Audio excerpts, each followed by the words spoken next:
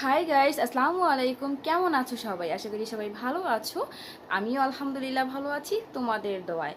তো যাই হোক, তোমাদেরকে সাথে নিয়ে আজকের ব্লগটা আমি স্টার্ট করে দিচ্ছি। আর এখন বাজে হচ্ছে 11:30টার মতো। আমি অলরেডি ভাত বসাই দিছি। আর সকালের হচ্ছে খাওয়া দাওয়া সব কিছু কমপ্লিট। সকালে আজকে তোমাদের ভাইয়া নাস্তা এনেছিল, নাস্তা করেছি। আজকে আর সকালে ভাত খাইনি আর খাবোও না। তো যাই হোক, আজকে দুপুরে কি কি রান্না করব না করব পুরো ব্লগটা দেখো। আশা করি তোমাদের ভালো লাগবে। সবটাই তোমাদের সাথে শেয়ার করব। তো চলো কি করি দেখো। চলো। তো আমি রান্নাঘরে চলে এসেছি। আর এখানে দেখো, এখানে আজকে আমি দুই রকমের জিনিস ভিজিয়েছি। মানে এখানে হচ্ছে মুরগির মাংস ভিজাইছি, এটা হচ্ছে তোমাদের ভাইয়ার জন্য, অল্প একটু আলু দিয়ে রান্না করে দিব। আর এখানে হচ্ছে পোয়া মাছ বের করছি, এটা হচ্ছে আমার জন্য, কারণ তোমাদের ভাইয়া পোয়া মাছ খাবে না। তো এটা আমার জন্য একটু ভুনা করব, আর তোমাদের ভাইয়ার জন্য মাংস। আর এই যে এখানে হচ্ছে ভাত হচ্ছে। আর আমি দেখি এই ফাঁকে হচ্ছে সব কিছু কাটাকাটি করিনি। তো তোমরা আমার সাথেই থাকো।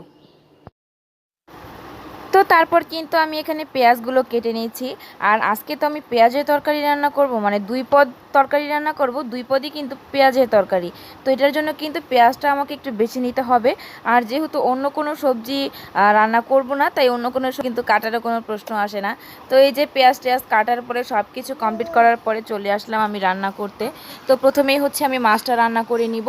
আর আজকে না মাছটাতে আমি আমার পছন্দ মতো একেবারে ঝাল দিয়েছি, কারণ আমার না এই পেঁয়াজের তরকারি বা যে কোনো তরকারি আমার কাছে একটু ঝাল ঝাল ভালো লাগে।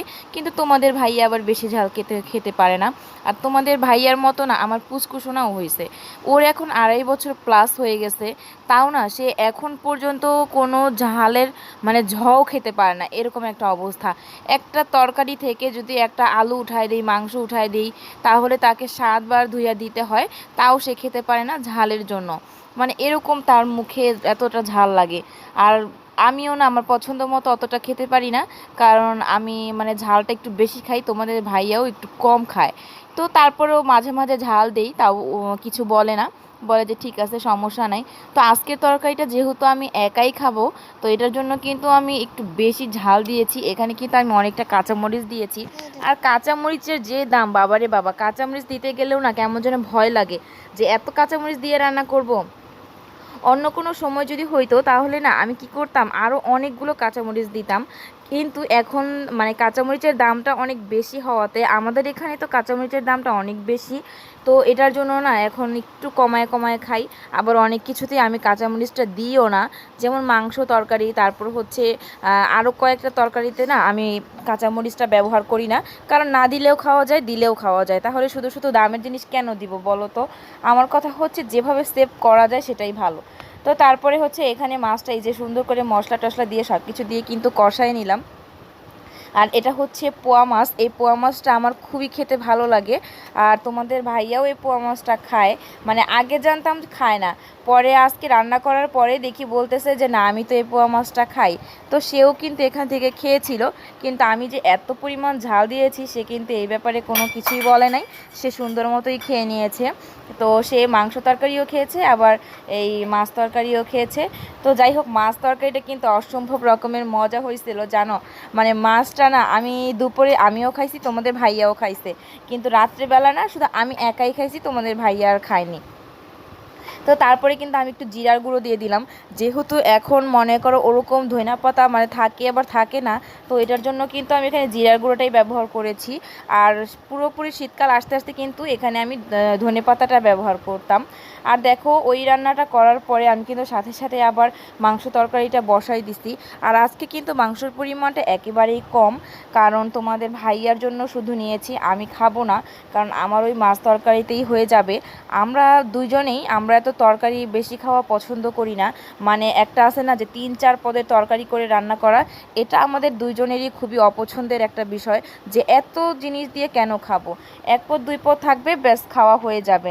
কিন্তু ওই যে 4-5 রকমের 3-4 রকমের যে সবজি মাছ মাংস নিয়ে মানুষ খেতে বসে না, এটা আমার হাজব্যান্ডের একেবারেই পছন্দ না। আর তার সাথে সাথে না আমারও পছন্দ না। তো যাই হোক, এখানে আজকে হচ্ছে তারপরও 2 পদ আমি করে ফেলছি। আর যেহেতু জানতাম যে তোমাদের ভাইয়া মাছটা খাবে না, তো এটার জন্যই কিন্তু ওর জন্য মাংসটা বের করে নিছি। তো তারপরে কিন্তু এখানে আমি আলু কষাইছি আগে, যেহেতু ইয়ের মুরগি মানে যে পোলট্রি মুরগি এগুলো কিন্তু মানে মাংসটা তাড়াতাড়ি গলে যায়। তো এটার জন্য আগে আলুটা কষাই নিচ্ছি, তারপর হচ্ছে মাংস দিয়ে আবারও কষাই নিচ্ছি। আর এখানে আজকে বেশি ঝোল ঝোল করব না, যেহেতু ও একাই খাবে, তো এটার জন্য কিন্তু একটু মাখা মাখা টাইপের করব, মানে কষানো যে হয় না ওই কষানো টাইপের করব। তো আজকে এই যে একটু মাখামাখাই করব, কারণ যেহেতু ও একাই খাবে, তো এটার জন্য একটু মাখা করলেই হয়ে যাবে। তো এটার জন্য একটু মাখামাখাই তো তরকারিটা রান্না করলাম। আর তোমাদের ভাইয়া না আমার হাতে রান্নার প্রশংসা সবসময়ই করে।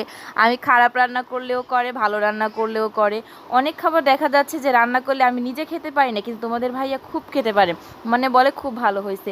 তো তারপর দেখো একেবারে আমি সন্ধ্যার পরে চলে গেছি, মাগরিবের আজানের একটু পর, কারণ আজকে বিকেলের দিকে না আমার মাও আসছিল এবং আমার শাশুড়িও আসছিল। ওনারা যদি কখনো আমাদের বাসায় আসেন তাহলে দুজনে এক, তো তাদের জন্যই আমার করা নতুন স্টাইলের মানে আলু ভাজতেছিলাম, মজাই হয়েছিল অনেক।